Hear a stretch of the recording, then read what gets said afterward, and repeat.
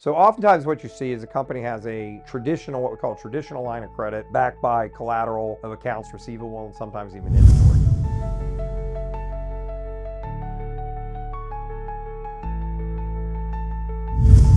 As that client kind of gets into a worsened economic situation with their financials, they're losing money on their P&L, their metrics aren't doing as good, the bank gets more concerned, obviously. And what the bank's going to try and do is try and push that client out of their portfolio. So then you start to look at other financial institutions that look at lending a different way. They're collateral based, such as factoring. All they care about really is your accounts receivable balances and making sure they're current and the collateral's good, and they put on the factoring type of relationship, those lenders care about monitoring your collateral on a daily and weekly basis. So it's much more of a monitoring on a very active basis type lending.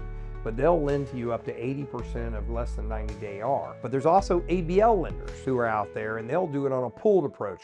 Better, easier to manage than invoice by invoice, such as factoring, but yet still get you the working capital you need, even with a P&L that's not looking so good, like you did before with your standard line of credit. So they'd come in and bring in lending options that you didn't think of. These factoring types of institutions and ABL lenders thrive in a time of turnaround and uncertainty. And then you also have the MCA type lenders who will come in and give you loans just based on your monthly deposits. And there you just need to be careful. You can actually withstand the cash flow to get through where you need to do your cuts and get from point A to point B in the financial plan. That's why cash flow forecasting is important, and making sure you can take on a more expensive loan but then pay it off over terms. So all those different things you can start considering during a turnaround.